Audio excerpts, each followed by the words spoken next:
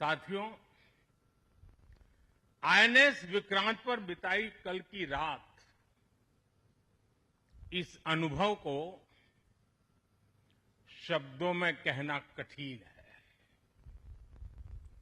मैं देख रहा था जो उमंग उत्साह से आप भरे हुए थे,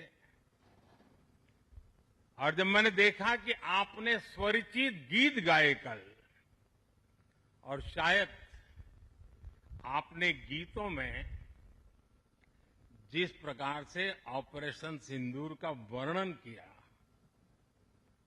शायद को कभी इस अनुभूति को प्रकट नहीं कर पाएगा जो युद्ध के मैदान में खड़ा जवान कर पाता है।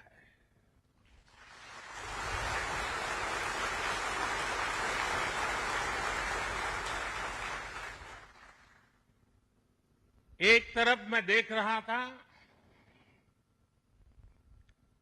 सैन्य शक्ति को। साथियों, ये बड़े बड़े शिप, हवा से भी तेज गति से चलने वाले हवाई जहाज, ये पनडुब्बियां, ये अपनी जगह पर है, लेकिन जो जज्बा आप में है ना, वो उसको भी जानदार बना देता है। ये शिप भले लोहे के हो, लेकिन जब आप उस पर सवार होते हैं ना, तब वो जांबाज जीवित सैन्य बन जाता है।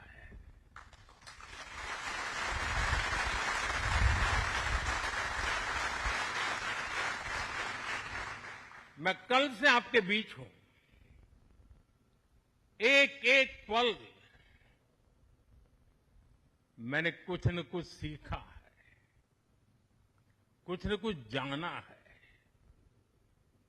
जब दिल्ली से निकला था तो मन करता था कि मैं भी इस पल को जी लूं,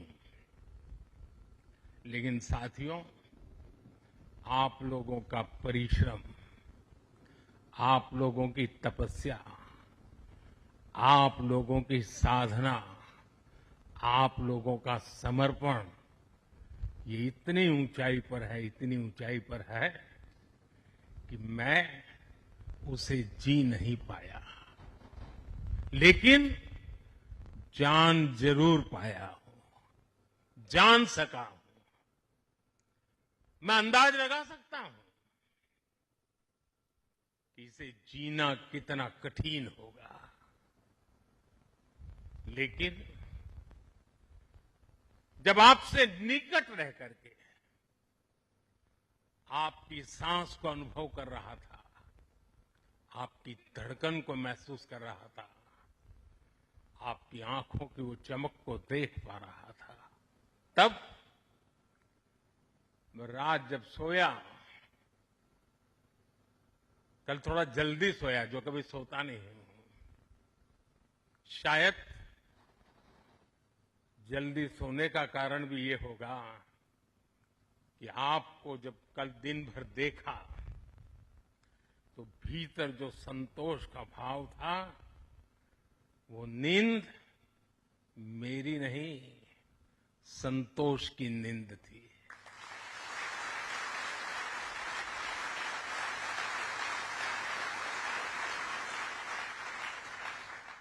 साथियों, समुद्र की गहरी रात और सुबह का सूर्योदय मेरी दिवाली कई मायनों में खास बन गई है, और इसलिए आपके बीच फिर एक बार दिवाली की बहुत बहुत शुभकामनाएं। आपको भी शुभकामनाएं, और आईएनएस विक्रांत की इस वीर भूमि से कोटि कोटि देशवासियों को भी दीपावली की बहुत बहुत शुभकामनाएं।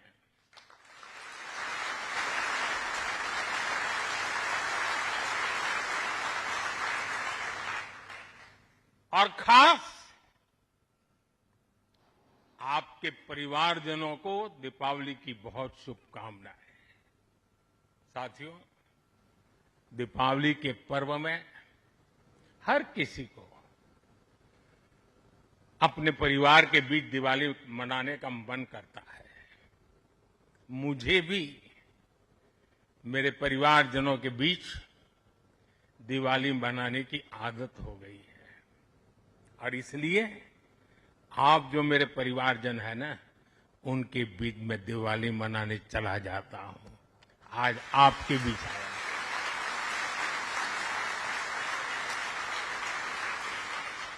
और मैं भी ये दिवाली मेरे परिवारजनों के साथ मना रहा हूं और इसलिए ये दिवाली मेरे लिए खास है। साथियों, जब मुझे याद है जब आईएनएस विक्रांत को देश को सौंपा जा रहा था तो मैंने कहा था विक्रांत विशाल है, विराट है, विहंगम है, विक्रांत विशिष्ट है, विक्रांत विशेष भी है। विक्रांत केवल एक युद्धपोत नहीं है, ये 21वीं सदी के भारत के परिश्रम, प्रतिभा, प्रभाव और प्रतिबद्धता का प्रमाण है।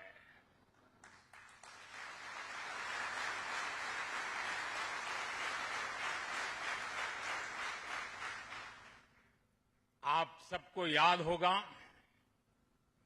जिस दिन देश को स्वदेशी आईएनएस विक्रांत मिला था, उसी दिन भारतीय नौसेना ने गुलामी के एक बड़े प्रतीक चिन्ह का त्याग कर दिया था। हमारी नेवी ने छत्रपति शिवाजी महाराज की प्रेरणा से नया ध्वज अपनाया था। छत्रपति शिवाजी महाराज की, छत्रपति शिवाजी महाराज की, छत्रपति शिवाजी महाराज की। साथियों, हमारा आईएनएस विक्रांत आज आत्मनिर्भर भारत और मेड इन इंडिया का बहुत बड़ा प्रतीक है। महासागर को चीरता हुआ स्वदेशी आईएनएस विक्रांत भारत की सैन्य क्षमता का प्रतिबिंब है। अभी कुछ ही महीने पहले हमने देखा है विक्रांत ने अपने नाम से ही पूरे पाकिस्तान की रातों की नींद उड़ा दी थी।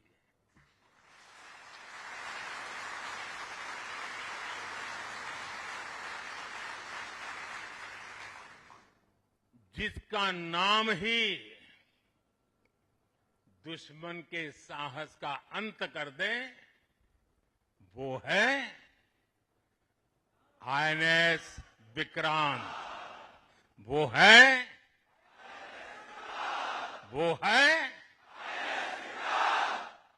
साथियों, मैं इस अवसर पर हमारी सेनाओं को खास तौर पर सैल्यूट करना चाहता हूं।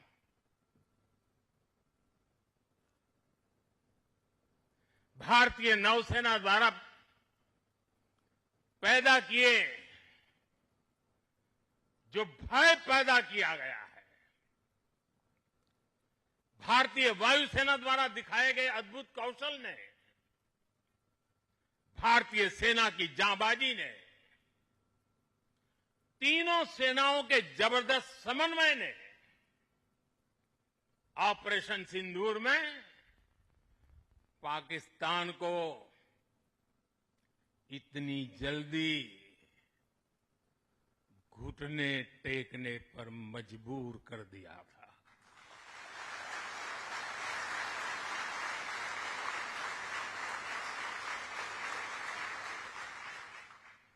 और इसलिए साथियों, आज मैं फिर एक बार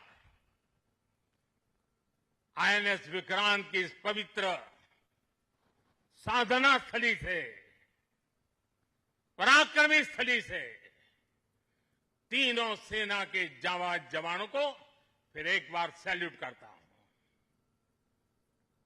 साथियों, जब दुश्मन सामने हो,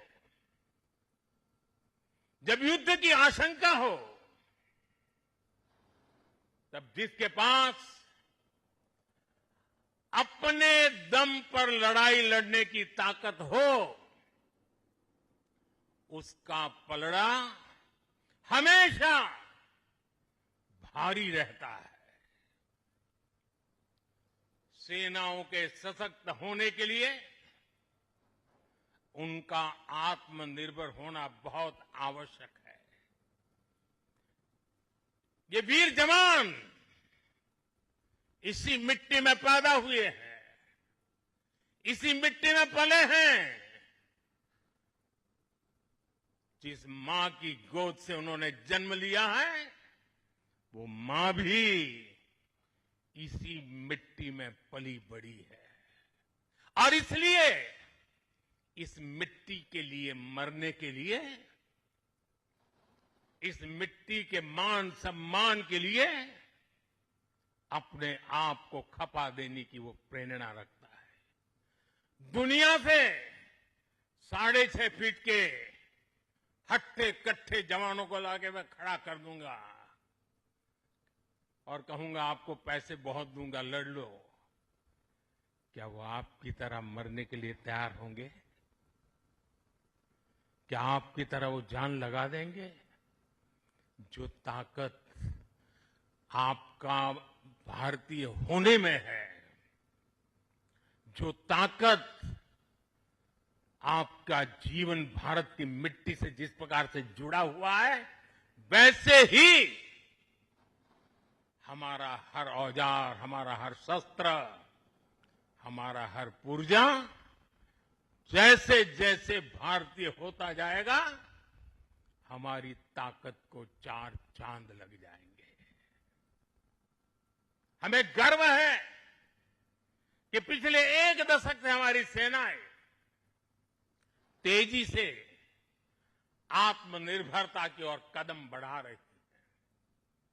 हमारी सेनाओं ने हजारों ऐसे सामानों की लिस्ट बनाई और तय किया कि अब ये सामान बाहर से नहीं मंगवाया जाएगा।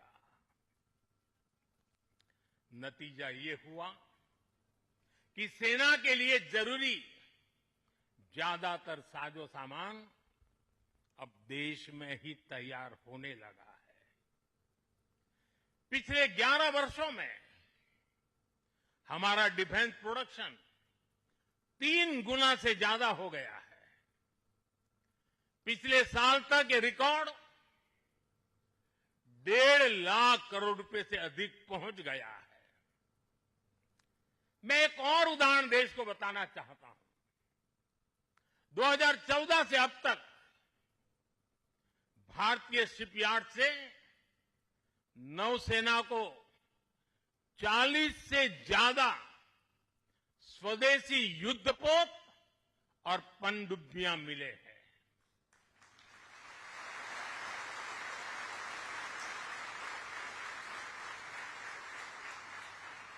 और देशवासी, आप जहां भी मुझे सुन रहे हो, एक आंकड़ा याद रखना। और मैं पक्का मानता हूं, आज आपके सुनने के बाद आपके दिवाली के दिए और ज्यादा तेज प्रकाशित हो जाएंगे। जो मैं कहना चाहता हूं वो क्या है? आज हमारी क्षमता क्या है? अब तो औसतन हर 40 दिन में एक नया स्वदेशी युद्धपोत या पनडुब्बी नेवी में शामिल की जा रही है। हर 40 दिन में एक। साथियों, हमारी ब्रह्मोस और आकाश जैसी मिसाइलों ने ऑपरेशन सिंदूर में भी अपनी क्षमता साबित की है। ब्रह्मोस को तो नाम ही ऐसा है कि सुनते ही कई लोगों को चिंता हो जाती कि ब्रह्मोस आ रहा है क्या। अब दुनिया के कई देश इन मिसाइलों को खरीदना चाहते हैं। मुझे विश्व के जो भी लोग मिलते हैं उनकी इच्छा एक होती है कि हमें भी मिल जाए। भारत तीनों ही सेनाओं के लिए हथियार और उपकरण एक्सपोर्ट करने की क्षमता बिल्ड कर रहा है। हमारा लक्ष्य है कि भारत पूरी दुनिया के टॉप डिफेंस एक्सपोर्टर देशों में शामिल हो। पिछले एक दशक में हमारा डिफेंस एक्सपोर्ट 30 गुना से अधिक बढ़ गया है और सफलता के पीछे हमारी बहुत बड़ी भूमिका डिफेंस स्टार्टअप की है,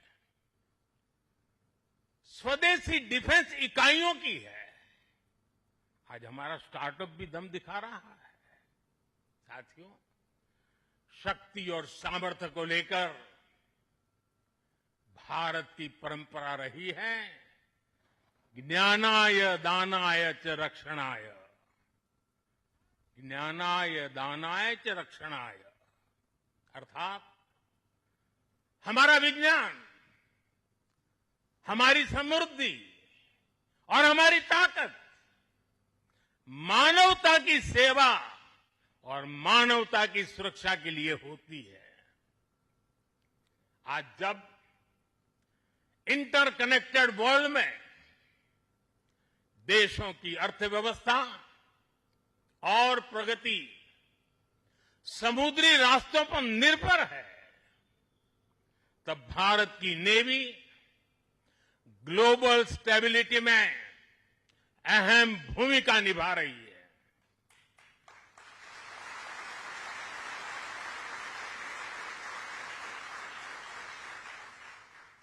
आज दुनिया की 66% ऑयल सप्लाई,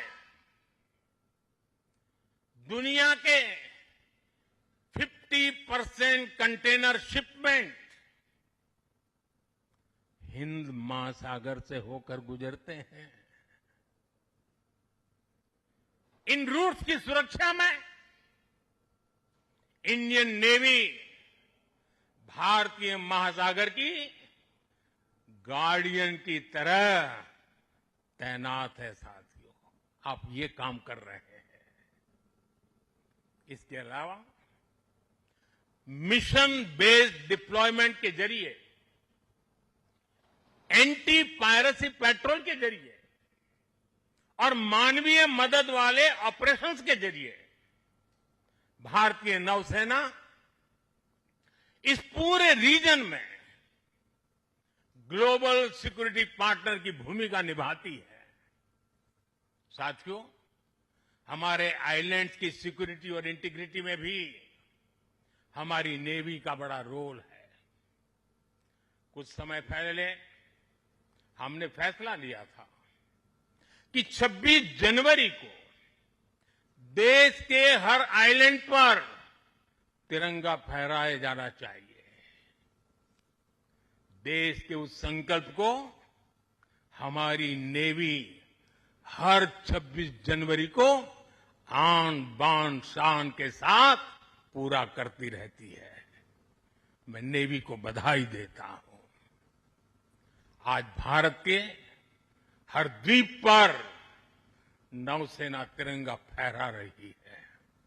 साथियों, आज जब भारत तेजी से आगे बढ़ रहा है तो हम प्रयास कर रहे हैं कि भारत के साथ ग्लोबल साउथ के सभी देश भी तेजी से आगे बढ़े और इसके लिए हम महासागर मैरीटाइम विजन, उस पर हम तेज गति से काम कर रहे हैं। हम कई देशों के विकास में उनके पार्टनर बन रहे हैं और साथ ही अगर जरूरत पड़ती है तो हम धरती के किसी भी कोने में मानवीय मदद के लिए भी मौजूद रहते हैं। अफ्रीका से लेकर साउथ ईस्ट एशिया तक आपदा के समय, विपत्ति के समय दुनिया भारत को विश्व बंधु के रूप में देखती है। 2014 में हमारे पड़ोसी देश मालदीव में पानी का संकट आया। हमने ऑपरेशन नीर चलाया। हमारी नेवी स्वच्छ पानी लेकर मालदीव पहुंची। 2017 में श्रीलंका में बाढ़ की विभीषिका आई। भारत ने सबसे पहले मदद का हाथ लंबाया। 2018 में इंडोनेशिया में सुनामी की तबाही आई। भारत राहत बचाव के कामों में इंडोनेशिया के लोगों के साथ कंधे से कंधा मिलाकर खड़ा हो गया।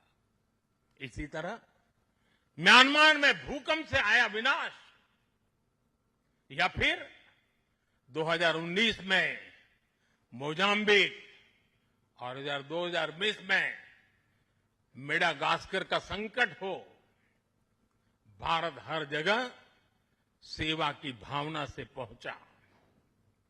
साथियों, हमारी नौसेनाओं ने विदेश में फंसे लोगों को सुरक्षित लाने के लिए भी समय समय पर अभियान चलाए हैं। यमन से लेकर सूडान तक जहां जहां जरूरत पड़ी, आपके शौर्य और साहस ने दुनिया भर में रह रहे भारतीयों के भरोसे को बहुत मजबूत किया है। हमने हजारों विदेशी नागरिकों का भी जीवन बचाया है, सिर्फ भारतीयों का नहीं, उस देश में फंसे हुए कई देश के नागरिकों को भी हम बचा करके निकाल करके लाए, उनके घर तक पहुंचाया है। साथियों, हमारे सैन्य बलों ने जल, थल, नभ, हर मोर्चे पर और हर परिस्थिति में देश की सेवा की है, समर्पण भाव से सेवा की है, पूरी संवेदनशीलता के साथ सेवा की है। समंदर में हमारी नेवी देश की समुद्री सीमाओं और व्यापारिक हितों की सुरक्षा के लिए तैनात रहती है। आकाश में हमारी एयरफोर्स भारत की सुरक्षा के लिए प्रतिबद्ध रहती है और जमीन पर तपते रेगिस्तान से लेकर ग्लेशियर तक हमारी सेना, हमारे बीएसएफ के जवान, हमारे आईटीबीपी के जवान सब मिलकर के चट्टान की तरह खड़े रहते हैं। इसी तरह अलग अलग मोर्चों पर SSB, Assam rifles, CRPF, CISF और इंटेलिजेंस एजेंसीज के जवान भी सीमलेसली एक यूनिट के रूप में हर जवान मां भारती की सेवा में डटा रहता है। मैं आज भारतीय तटरक्षक इंडियन कोस्ट गार्ड की भी सराहना करूंगा। वो जिस तरह नेवी के साथ समन्वय बनाकर हमारी कोस्टलाइन सिक्योरिटी में दिन रात तैनात रहते हैं, उनका योगदान राष्ट्र रक्षा की इस महायज्ञ में बहुत ज्यादा है। साथियों, हमारे सुरक्षा बलों के पराक्रम और हमारे सुरक्षा बलों के साहस के कारण ही बीते वर्षों में देश ने एक और बड़ी उपलब्धि हासिल की है। ये उपलब्धि है माओवादी आतंक का खात्मा। आज देश नक्सली माओवादी आतंक से मुक्ति के कगार पर है। मुक्ति दस्तक दे रही है दोस्तों। 2014 से पहले देश के करीब 125 जिले माओवादी हिंसा की चपेट में थे। 125 जिले, और वो 125 जिले पिछले 10 साल की मेहनत के कारण ये संख्या घटती गई और अब 125 से घट करके सिर्फ 11 रह गई है। 11।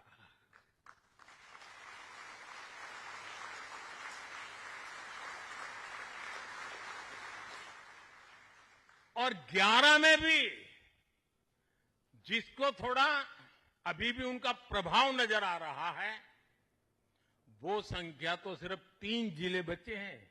125 में से सिर्फ 3। 100 से ज्यादा जिले माओवादी आतंक से पूरी तरह आजाद होकर पहली बार खुली हवा में सांस ले रहे हैं। शानदार दिवाली इस बार मना रहे हैं। करोड़ों लोग पीढ़ियों बाद पहली बार डर और खौफ से उसके साए से निकलकर विकास की मुख्य धारा का हिस्सा बन रहे हैं।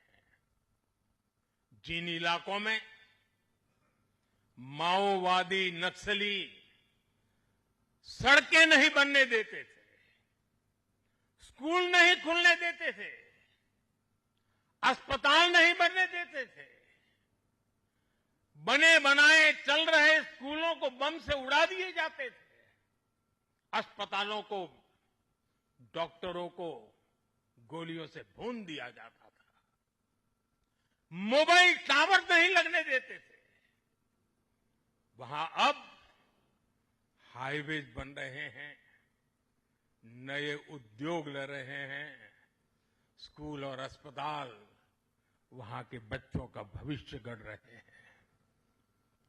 देश को सफलता हमारे सभी सुरक्षा बलों के तप, त्याग और साहस से ही मिली है। और मुझे खुशी है कि ऐसे अनेक जिलों में आज पहली बार लोग आन बान शान के साथ दिवाली मनाने जा रहे हैं। साथियों, मैं आज भी जवानों के बीच में खड़ा हूं। हम नौसेना के जवान हैं। मौत को मुट्ठी में लेकर के चलना, ये आपके लिए बाएं हाथ का खेल होता है।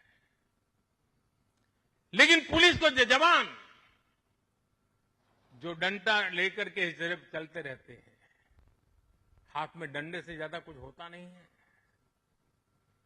उनके पास उतने साधन भी नहीं होते हैं और उनकी ट्रेनिंग भी नागरिकों के साथ मिलजुल करके काम करने की होती है। लेकिन मेरे इन पुलिस बेड़े के अलग अलग जवानों ने, चाहे बीएसएफ हो, सीआरपीएफ हो, सारे बेड़े के जवानों ने नक्सलों के साथ जो लोहा लिया है ना, जो लड़ाई लड़ी है, काबिले दाद है दोस्तों। मैं आज दिवाली के पावन पर्व पर